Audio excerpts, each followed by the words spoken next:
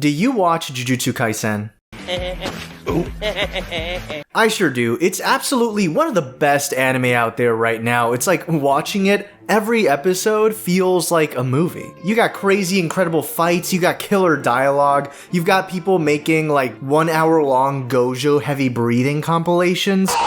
What more could you ask for? Well, there's surprisingly a lot. But it's not related to the show itself, it's not related to the end result. More so, it's about how that end result came to be. The issue lies in the production of the show. So, what is happening and why am I highlighting Jujutsu Kaisen? Is that how you say Jujutsu Kaisen? I feel like I'm saying it wrong. I don't know. Jujutsu Kaisen. Jujutsu Kaisen. Jujutsu Kaisen. Mappa's scheduling plans for Jujutsu Kaisen are crazy inefficient, and it's not like I have their schedules and like their friggin' leaked plans right in front of me. Liar! But I do know that anime production in Japan can be very stressful, very brutal, people can be overworked all the time. And what makes it very obvious that this is a thing that is happening is because of social media reaction from people that worked on the show once an episode drops. Mappa has made animators work days before episode release. And animation is drawing, you know? It's like every frame is a drawing, or like if it's like 8 frames per second, every frame of that 8 frames per second shot is a drawing. And so you still have to take into account coloring, editing, compositing, like there's so much that they still have to do even when a shot gets fully animated. And Mappa has outsourced to so many new and foreign animators, and these are accounts that you can find just on social media. It's just been a news fest on Twitter. Yeah, Twitter, that's all I'll ever call it. And we start to see terms that I've personally never seen before. Like there's emergency Genga and emergency Sakan. Sakan is short for Sakuga Kantoku, which translates to animation director, which is also known as a chief animation director or CAD. So yes, that's how cuts are described. Emergency directors. It's crazy. You got, that's like if you, imagine if that happened to a Marvel movie, they would not hear the flipping end of it. If they had an emergency director drop in, oh my god. People were doing cuts the day before release, animation cuts. The day before release, again, you still have to think about everything past the animation. That's wild. And I remember the day all this news came out. It was building. And it finally tipped over. And then it's just the floodgates opened. Everyone on social media was like, hey guys, so literally we were like dying making this episode. This was brutal. I'm so tired. And some people were like, I'm not even proud of what I animated. And you see the reactions from fans and they go like, oh, this Jujutsu Kaisen episode was flipping amazing. And then they read everything that happened that day and they're like, oh, this episode of Jujutsu Kaisen is amazing, but also frick Mappa. And that's a genuinely valid response to have.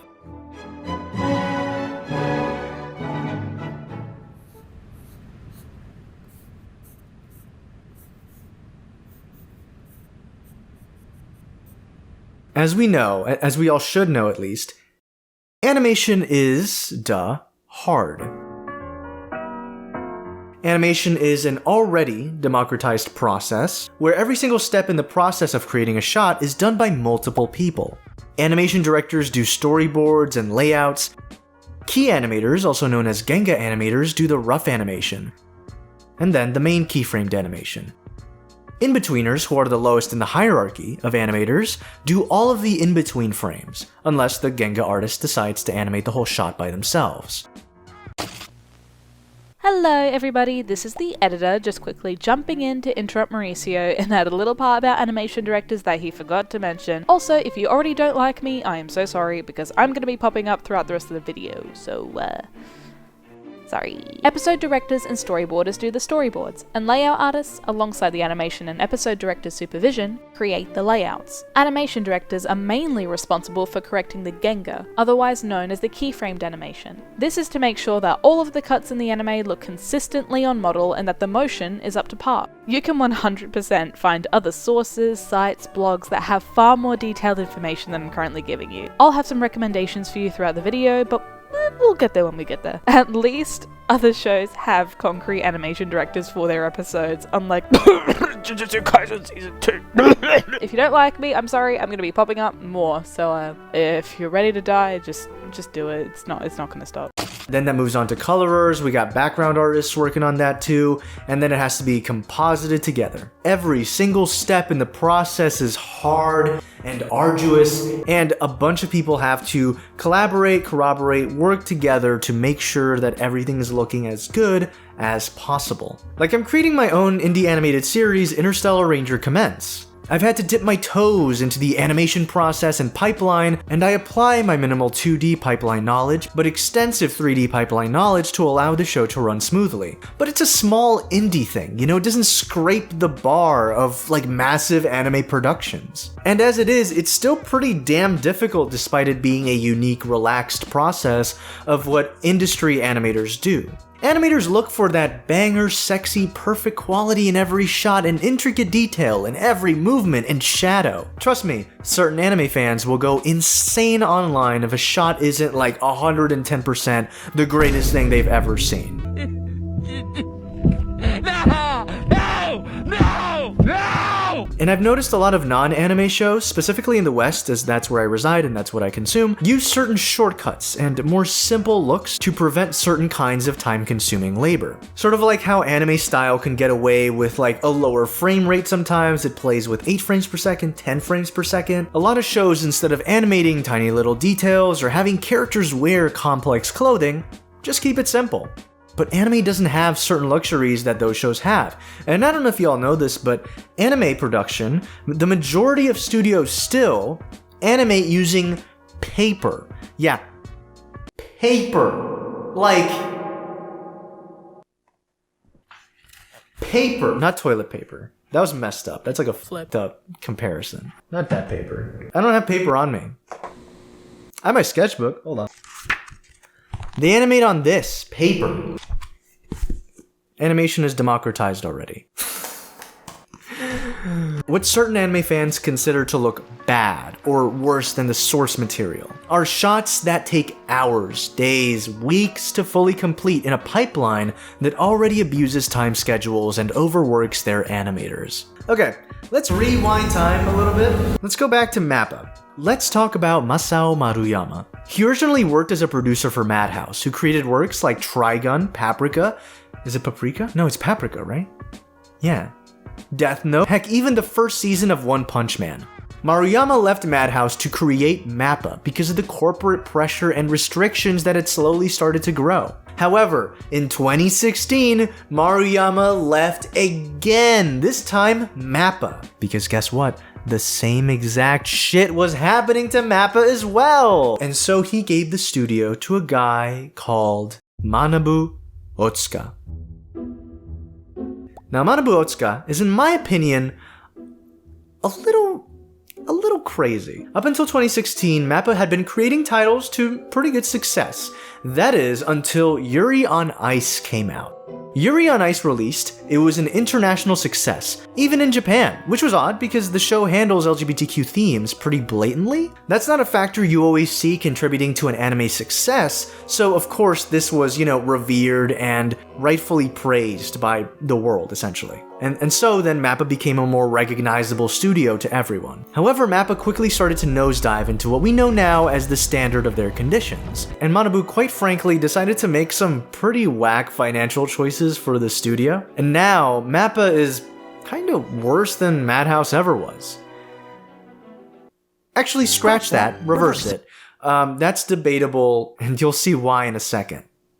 Well, not a second, in a couple minutes, but keep watching the video. Manabu Ootsuka made a statement recently on wanting to create works on par with KyoAni and Ufotable in both shorter time and higher quality, and that's just unrealistic with how things are running. KyoAni, Dragon Maid, for example, just a show they've made. Silent Voice, that's Kyoto Animation.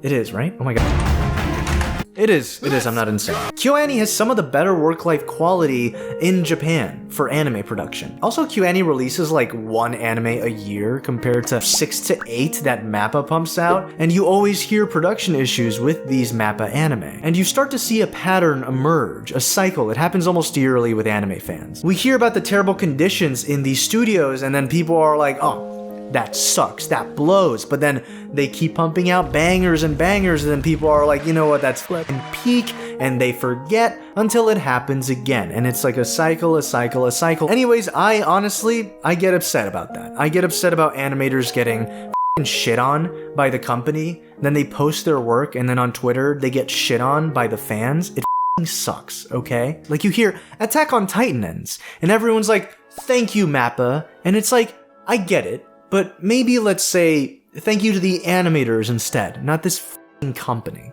According to an animator who reached out on Twitter, Jujutsu Kaisen 0 took 4 months to animate. And if that information is inaccurate, there's still historical proof that Mappa has been crunching their animators. Like, for example, Attack on Titan. According to CBR, which I think is Comic Book Read, put Comic Book Read also in the website. Guys, I don't know what website I'm going to.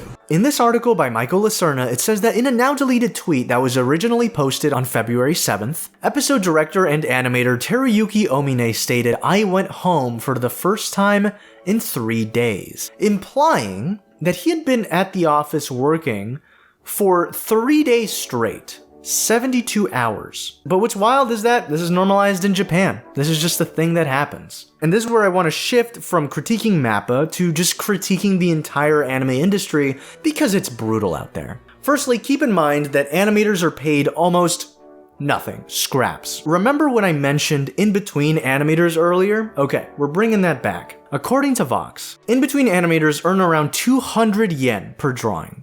That's less than $2. This wouldn't be a big deal if they could draw like 200 drawings a day, but a drawing takes like about a little more than an hour sometimes, so. Hi, me again. Since we're on the topic of statistics for the anime industry, I want to direct your attention to this Twitter account, @YuYuCow, who is the main writer and admin for Sakuga blog. Over on both their account and the site, they release lots of information about the industry, and more recently, the yearly report from Janica, which I'm probably butchering the name of, which runs surveys for people currently working in anime, and has tons of info on the labor reality of the industry. I forgot to mention, they also run Sakuga Boru, which is literally the site I use to get most of the clips I show off in this video. You know, you get the point. That's all I wanted to say, but definitely check it out. It's incredibly informative, and their team's efforts for the blog are much appreciated. Okay, back to the video.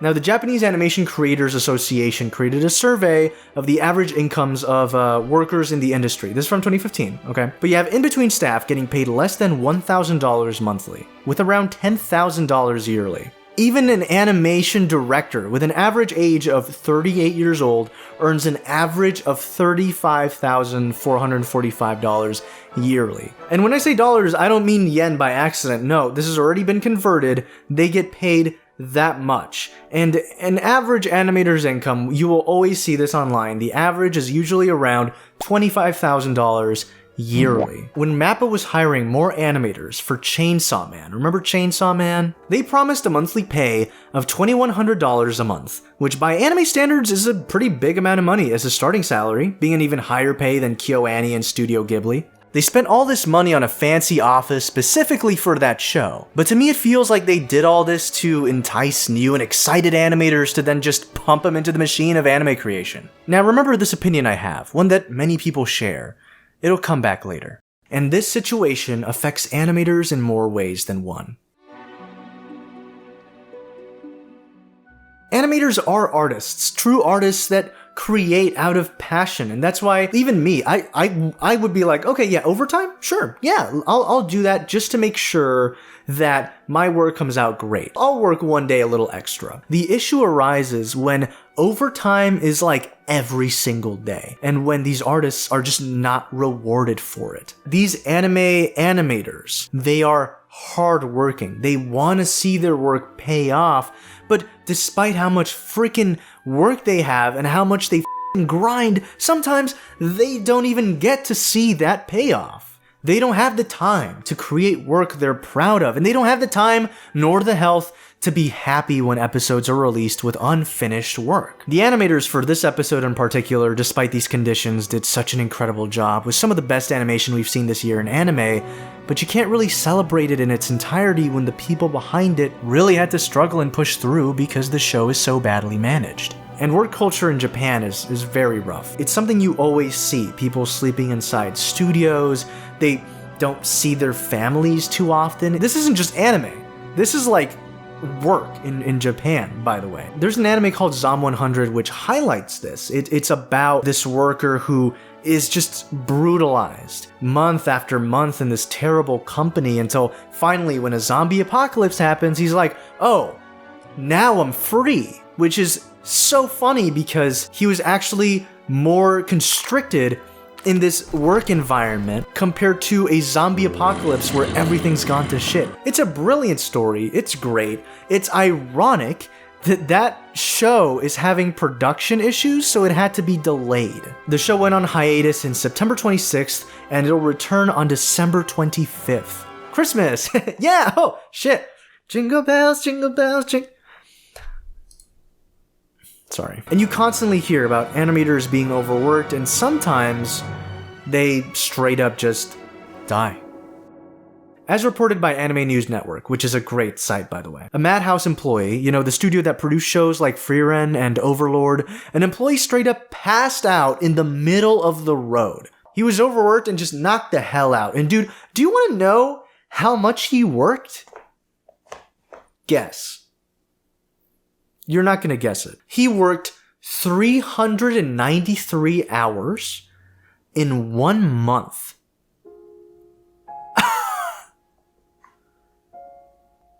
Oh my god, dude! Okay, hold on. Let me check that. How many hours in a month? There's 730 hours in a month.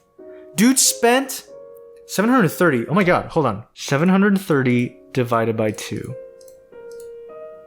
He worked... More than half his month was work. He was just work... Oh, what? Dude, what? Bro. He spent more than half the month working there. He was working on a show where the storyboards were finished like a month before it was supposed to broadcast, so they had to compact a 3-month production schedule into 1 month. How does that even happen, dude? During the time he would sleep at the studio for days, only going home to have showers. Bro had possibly racked up 3 million yen of unpaid overtime, but Madhouse isn't gonna fucking pay that. They have a cap for how much they pay their people. So the guy had to commence a collective bargaining process to attempt to get the money he's owed, along with an apology from the studio. Oh my god, oh right, and the dude, he went back to work the day after he collapsed. Dead ass. They told him to stay home, but like, at that rate, like, you feel like you have a responsibility to this work that you're working on. It's like your project too. So he went back to finish it the day after. Bro. And this employee worries that he may have lost his chance to ever get promoted, but he cares more about speaking about this publicly and openly and saying, hey, I don't think this is good. I don't think studios should be doing this. The reason why he really wanted to just bring this out in the open is because in 2010, a production assistant working for A1 Pictures was overworked so hard, he became depressed and committed suicide. He doesn't want that to be the norm. I don't think any sane person should want that to be the norm. The A1 Pictures guy worked 600 hours in a month, dude? There's only 730 hours in a month. Does the 600 account for sleep? If the 600 doesn't account for sleep, that's insane. Hold on. If 600 doesn't account for sleep, 730 minus 600. If this is the time for sleep then, because 600 hours you're awake working. If 600 hours you're awake working, the 130 hours left is what you have to sleep. Divide that by 30, which is like the average days in a month. That's a little more than 4 hours. That's not 5 hours. That's like a few minutes more. I'm getting a headache just from freaking thinking about that, man. Holy shit, dude. The lawyer for the staff member that passed stated, harsh working conditions surrounding animation workers have been a big problem for a while now. The government encourages animation businesses to present an image of a cool Japan. It's unforgivable to export the products of sweatshops. What's indispensable to the anime industry is a decent working environment. he's correct. And to me, in my opinion, this reminds me of what Mappa did to entice new animators to jump aboard their ship. Hey, look at these pretty offices for you to work at, we've got improved pay. But those niceties don't excuse poor management, which leads to the situation we're in now. Anime director Daiki Nishimura on Twitter said that A1 Pictures is not at fault. The current state of the entire business world, that includes A1 Pictures, is at fault. And yes, that is very true. You're right that the entire business world, including A1, is at fault, but yeah, it includes A1. A1 is at fault. The Madhouse employee that collapsed, from earlier, stated that people have been asking me if I'm trying to destroy Madhouse, but that's not what I want to do. I just want working conditions to improve.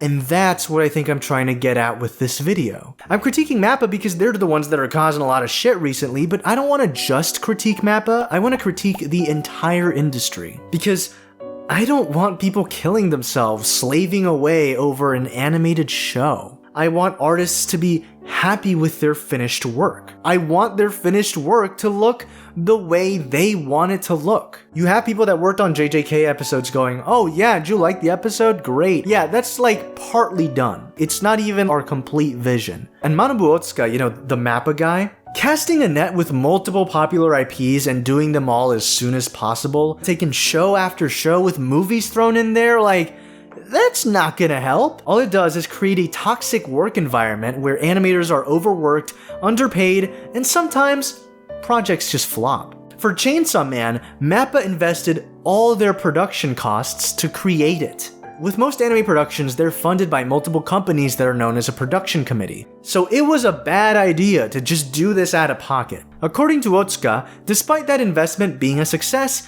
it didn't have the same impact as Jujutsu Kaisen, which was made right before Chainsaw Man. And Blu-ray sales for Chainsaw Man were not that great. Straight up, it's documented, some fans in Japan, they just did not like the show, which to me is crazy because that show is beautiful. So it contributes to lower sales, and it sucks, man. And just think about all the money they spent. They have different EDs. The EDs are different, but also they're all different songs. That's so much money. But now Manabu wants to make up for that slack. Like I stated earlier, he wants to surpass KyoAni and Ufotable in this race to be the best. And in the process, the workers at Mappa are just getting overworked. Now, you might be wondering, is there a way we can support these animators? Well, even though it doesn't directly contribute to the industry itself, this account, @AnimatorSupport, runs an organization where people can help support animators to improve their working environments. Here are some quotes from the site. Because animators, and new animators in particular, have such a hard time making ends meet, we open the Animator Dormitory, a dormitory where animators can live for less than $250 per month, including rent, utilities, and internet. At the dormitory, we also offer art workshops taught by veteran animators, where our residents can network with and gain knowledge from individuals outside of their place of work. For our first music video called Back to You, we were able to pay our animators double the industry standard on average, ranging up to quadruple the industry standard on some occasions. They also post videos on their YouTube channel, where animators themselves sometimes make appearances to sit down and chat about the happenings of the anime industry. This video here was one I found super interesting and very entertaining, and these two were so charming to watch and gave some useful insight into how animators perceive these situations and what the inner workings of anime production are really like. Go and check out these guys and chip in if you can to help animators get the support they need. Honestly, if they do just want to get their money back so desperately, just release Ice Adolescence. You know Ice Adolescence, the Yuri on Ice movie? Yeah, so Yuri on Ice has had a movie in the works for years, and there's been zero information on it for so long. There's not even a poster on it on the website. It's like it doesn't exist. I don't know what's going on. I'm pretty sure based on the fact that they finished JJK0 in 4 months, Maybe there's a chance the whole freaking movie's done. Just release it. But there seems to be issues going on behind the scenes that are preventing it. Maybe I'll make a video on that. I don't know. Depends on how well this video is doing, but... This is completely off topic, but I was actually watching the trailer earlier to get the footage, and like, the composer didn't fuck around. He knew what he was doing. He did that shit so well. It sounds so good. Just, you can hear like 2 seconds. 2 seconds.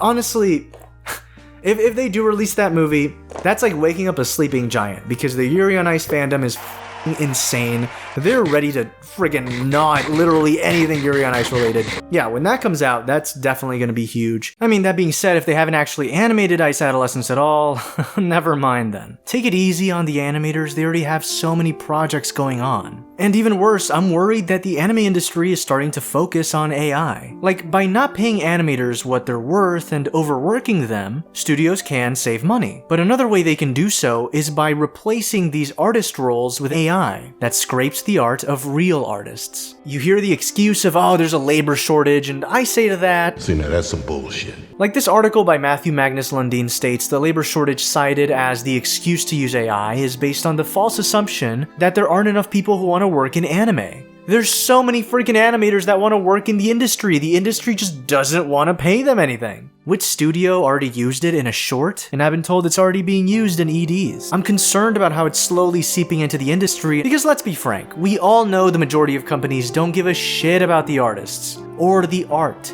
They just care about profit. End of story. Back to Mappa. As of right now, they haven't released Ice Adolescence. They're still overworking their animators. They have, Vinland Saga. They got One Punch Man probably coming out. They got so much more stuff coming out. And I don't see it really stopping. And it's scary.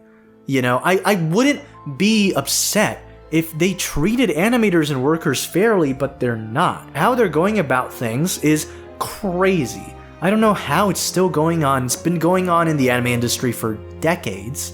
And I can't really even see it changing anytime soon. So, if anything, I hope this video is able to open the eyes of people that didn't know this was happening. I hope this video was as informative for you as it was informative for me making it. So, yeah. Thanks for watching.